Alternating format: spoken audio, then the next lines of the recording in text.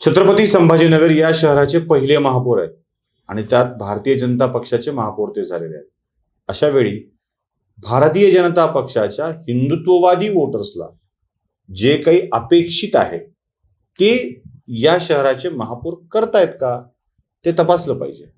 कारण आपला मुख्यमंत्र्यांपासून पंतप्रधानांपासून सगळ्यांकडेच हा प्रश्न असतो की तुम्ही त्यासाठी काय करताय. प्रत्येक शहरात असं दिसतंय, छत्रपती संभाजीनगरमध्ये असं काही दिसतंय का ते सुद्धा आपल्याला बघितलं पाहिजे. त्यांची आक्रमकता समजून घेतली पाहिजे. संभाजीनगर शहराची ओळख सांगतो. हे संभाजीनगर शहर पूर्वी औरंगाबाद नावाने ओळखलं होतं आणि या शहराला मलिक अंबरनी वसवलेलं आहे. त्यामुळे इथल्या ज्या काही हेरिटेज वास्तू आहेत ना त्या सगळ्या मुस्लिम कल्चरच्या जास्त आहेत. या शहरामध्ये ते आहेच आहे.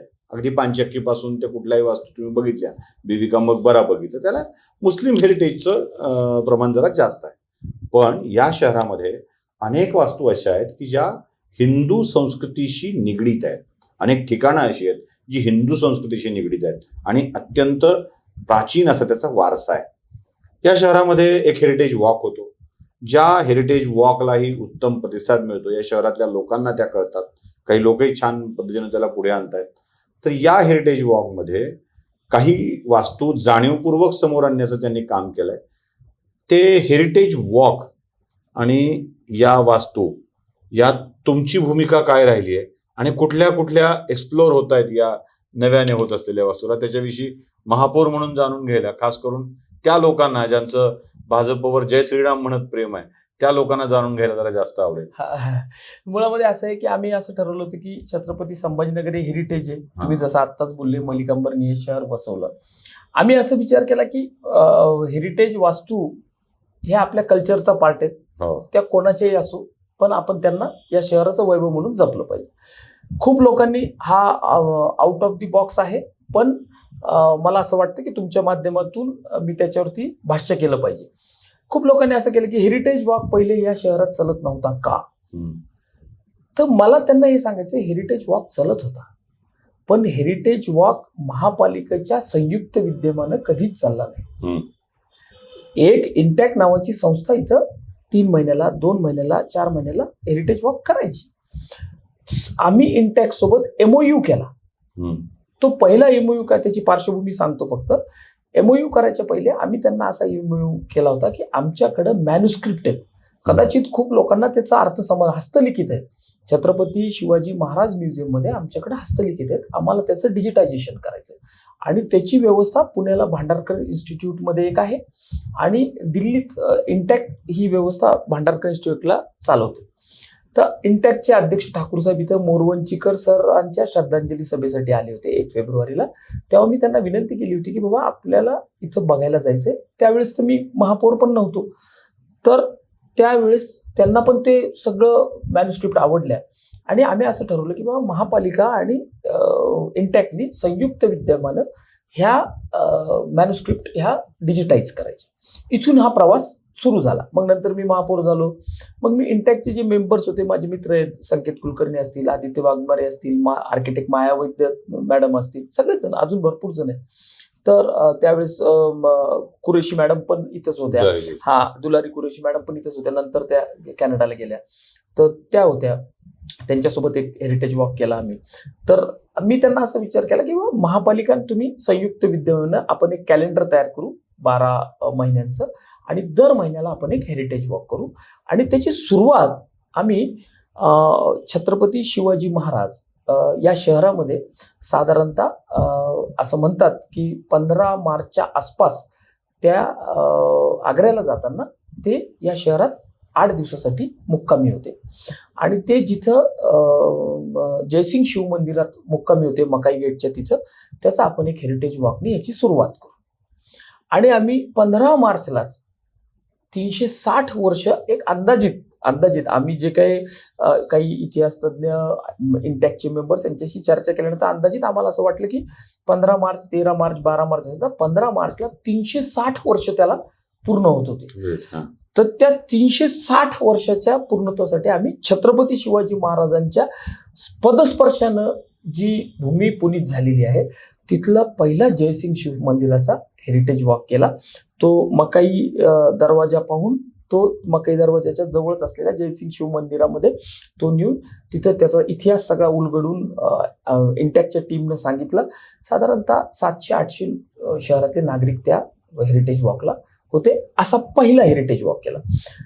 थोडं पुढे जाऊन तुमचा थोडा वेळ घेऊन दुसरा जो हेरिटेज वॉक होता तो आम्ही नागसेन वनामध्ये 12 एप्रिलला करा, कारण 14 एप्रिलला डॉक्टर बाबासाहेब आंबेडकरांची जयंती होती आणि आपल्याला मिलिंद महाविद्यालयाचं आणि मला वाटतं नागसेन वनात झालेला किंवा असा पहिला हेरिटेज वॉक असेल पहिल्यांदा कुणीतरी दाखवलंय. माझ्या माहितीत हो, तरी पहिल्यांदाच त्याला संस्था म्हणून जाणं. आणि आम्ही असा विचार केला की ज्या महामानवानं या जगाला सगळं काही शिकवलं त्या महामानवानं एक वीट PS नाव लिहून स्वतः डिझाईन करून आणि निजामानं त्यांना ती जमीन फुकट देत असताना सुद्धा त्याचे पैसे मोजून ती शिक्षण संस्थेला जागा निर्माण करून मराठवाड्यातल्या विदर्भातल्या गोर गरीब दलित पीडित वंचित जनतेला शिक्षण मिळालं पाहिजे मुलांना, ह्याच्यासाठी एवढी मोठी वास्तू निर्माण केली आणि ती आमच्या शहरासाठी हेरिटेज वास्तूच आहे.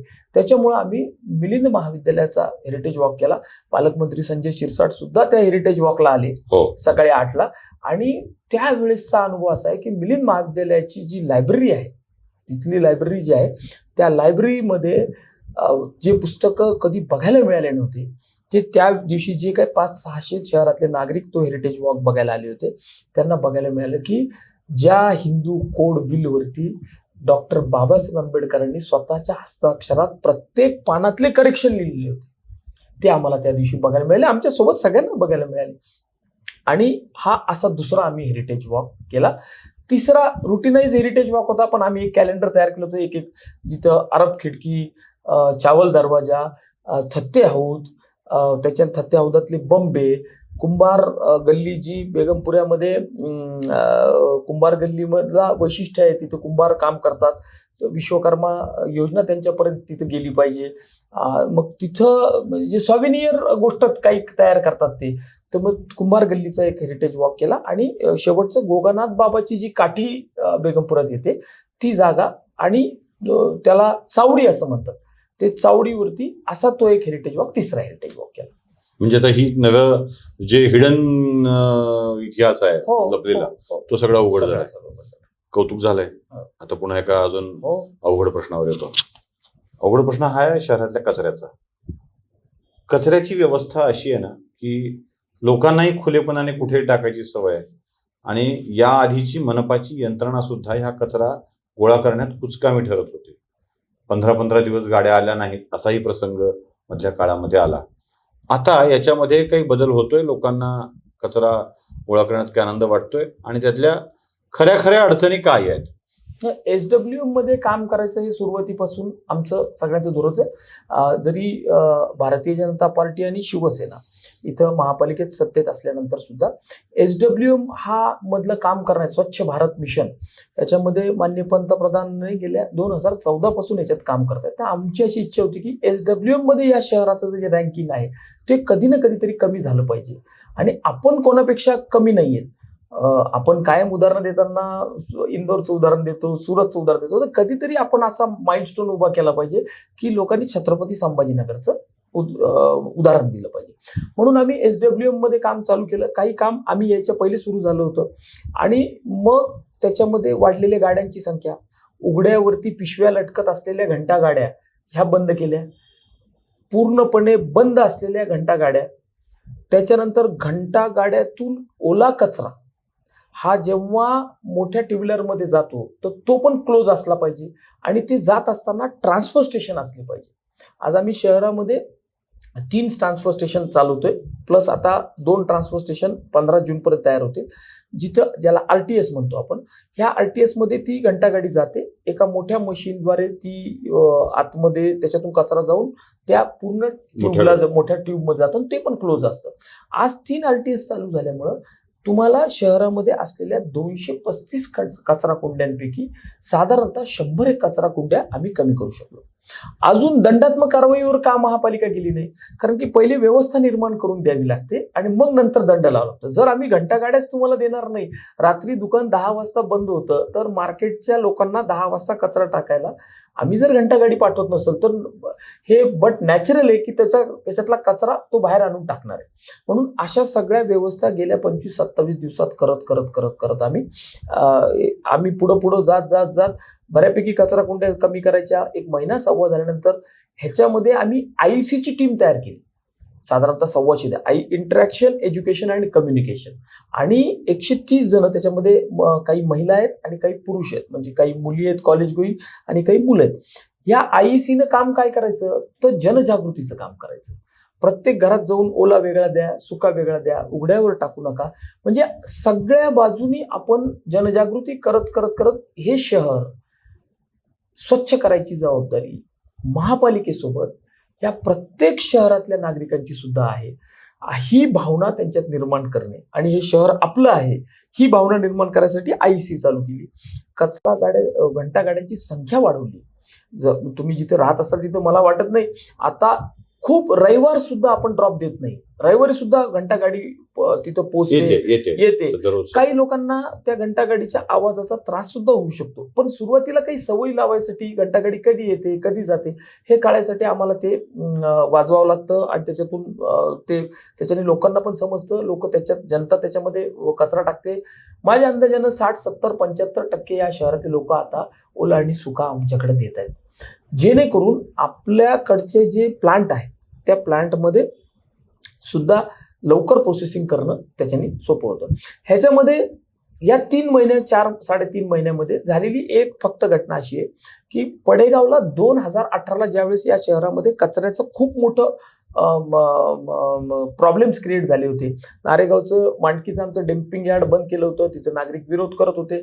मग तो जो रोज जमा होत होता कचरा तो कुठं टाकायचा, मग पडेगावला एक यार्ड केलं होतं, हर्सूलला केलं होतं, चिकलठाण्याला केलं होतं. इथला जो डे टू डे कचरा प्रोसेसिंग आम्ही करायला पाहिजे होता तर तो रोजचा कचरा येणारा प्रोसेस होत होता, पण जो तो साठलेला होता तो प्रोसेस होतच नव्हता. आता आम्ही मागे लागलो, पण त्याला त्या साचलेल्या कचऱ्यावरती काही ठिकाणी आग लागली आणि ती आग उन्हाचा पारा पण खूप वाढलेला होता, त्याच्यात ती आग लागली. कोणीतरी त्याच्यात काय टाकलं तो सगळ्या आता चौकशीचा पार्ट आहे आणि ती आग लागली. ती विझवण्याला आम्हाला 7-8 महिने लागले. तिथं धूर खूप झाला, तिथल्या रहिवाशांना त्याचा प्रचंड त्रास झाला. म्हणजे मी मनापासून त्याची माफी मागतो. मी 4 वेळेस तिथे गेलो आणि आम्ही तिथे गेल्यानंतर आम्ही काही फोटो काढून सोशल मीडियावर टाकले नाही, आमचं नैतिकता म्हणून गेलो, आम्ही आमचं कर्तव्य म्हणून गेलो.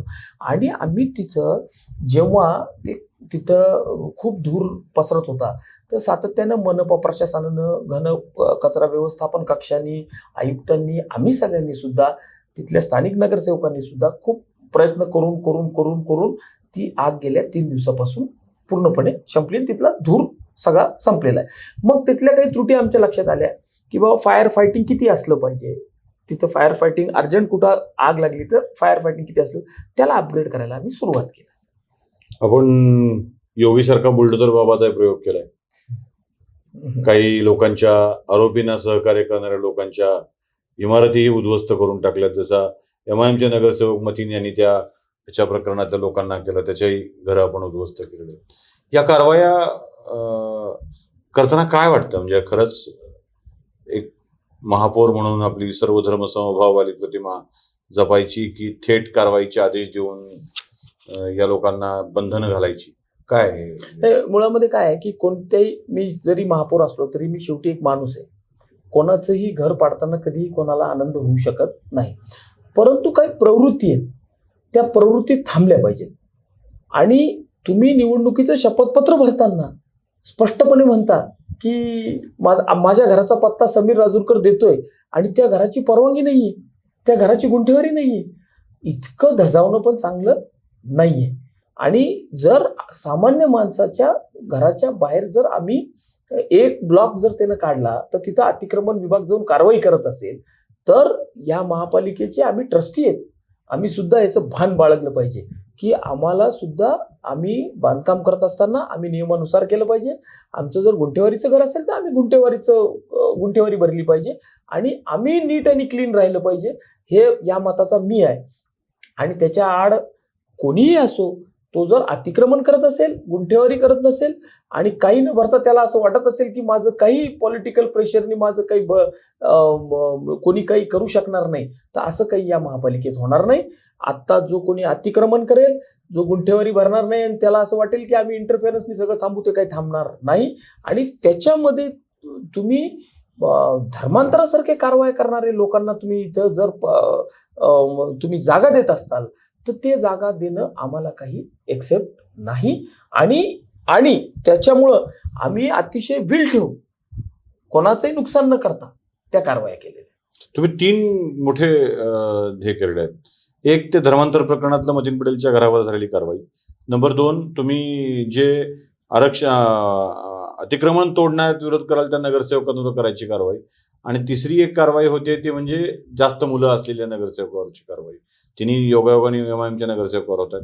MIM खरंच तुम्हाला अडचण करताय इथे अजूनही, असं की अतिक्रमण तोडताना विरोध करणे, त्या धमक्या देणे, महापौर कोई भी हो, यहाँ चलेगा इसकीच चलेगी असं म्हणणे, तुमच्या स्वभावावरून तुम्ही उत्तर देत नाहीत, पण हे आहे असं चाललंय. नाही, त्यांना असं वाटतं की आपण असं बोलून काही त्याचा उपयोग होईल. आम्ही भारतीय जनता पार्टीच्या संस्कारात वाढलेले कार्यकर्ते, आम्हाला हे विचारांनी शिकवलेलं आहे की आम्ही कमी बोलायचं आणि काम जास्ती करायचं.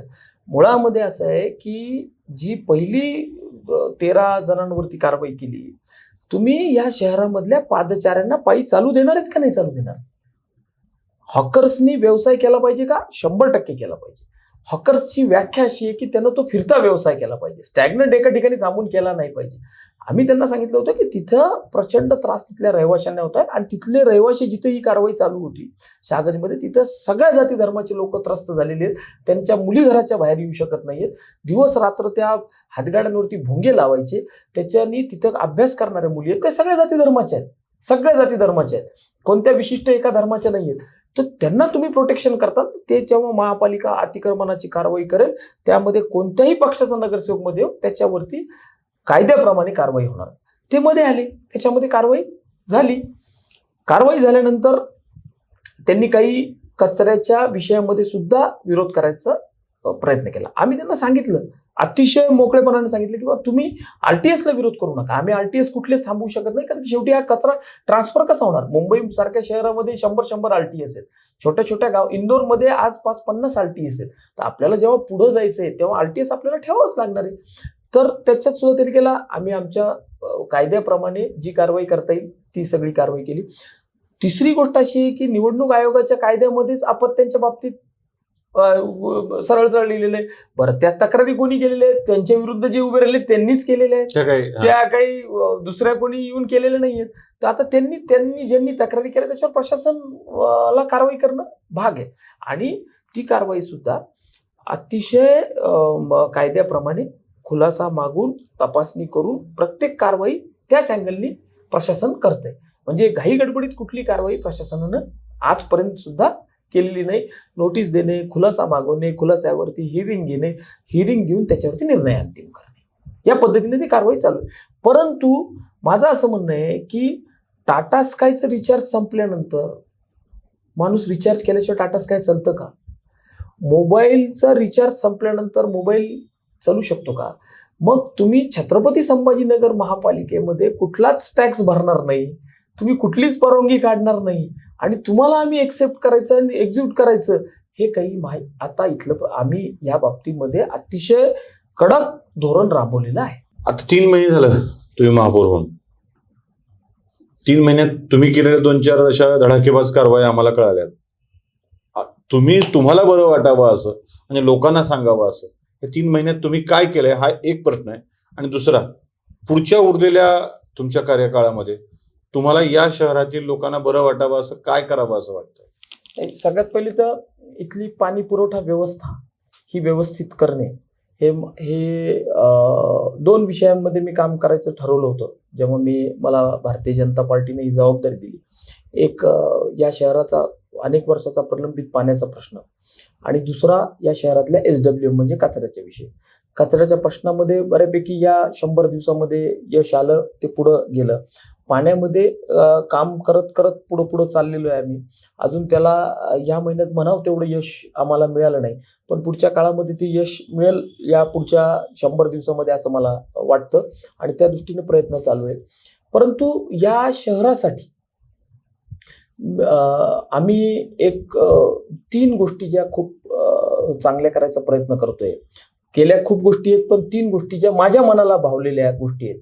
आम्ही इथं सिटी ट्रान्सफॉर्मेशन युनिट चालू करतोय, जे की जसं देशामध्ये नीती आयोग असतो, महाराष्ट्रामध्ये मित्र असतं आणि तशाच धर्तीवरती आम्ही सिटी ट्रान्सफॉर्मेशन युनिट करतोय. आणि 2047चं छत्रपती संभाजीनगर हे असं दरवर्षी असलं पाहिजे, जेणेकरून या शहरामध्ये जवळपास 120 IITians आहेत की जे कॉन्ट्रीब्युट करायला तयार आहेत या शहराच्या एकंदर विकासामध्ये. ह्यांना जोडायला या शहरातले विविध इंडस्ट्रियलिस्ट आहेत, काही इंडस्ट्रियल संघटना आहेत, त्यांनी सगळ्या एका प्लॅटफॉर्ममध्ये येऊन या सिटी ट्रान्सफॉर्मेशन युनिटमध्ये काम केलं पाहिजे, जेणेकरून आपण या शहराची गरज काय काय आहे. आज समीर राजूरकर महापौर आहे, उद्या नसेल, पण ती व्यवस्था कंटिन्युअसली चालली पाहिजे आणि तिचं थिंक टँक कोणीतरी असलं पाहिजे. तो थिंक टँक तयार त्याची मुहूर्तमेढ ठरवायचं काम आम्ही सिटी ट्रान्सफॉर्मेशन युनिटद्वारे केलं. हे एक काम या महापालिकेसाठी अतिशय महत्वाचं आहे.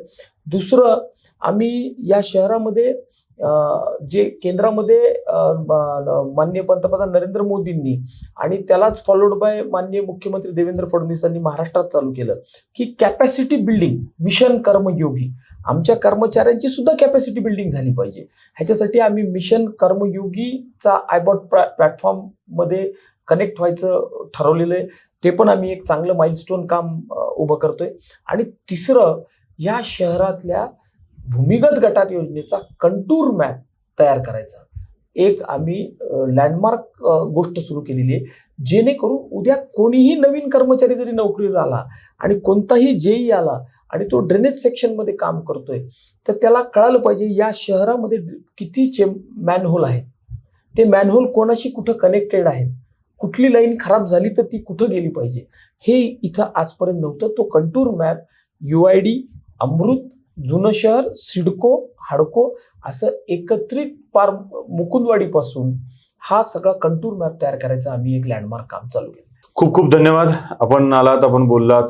2 भाग झालेत, दीर्घकाळ गप्पा झाल्यात, त्यातून शहराच्या बऱ्यापैकी सगळ्या गोष्टी आपल्याला लक्षात येत आहेत. आपण हे सगळं शेअर केल्याबद्दल आपले आभार. आपले खूप खूप आभार.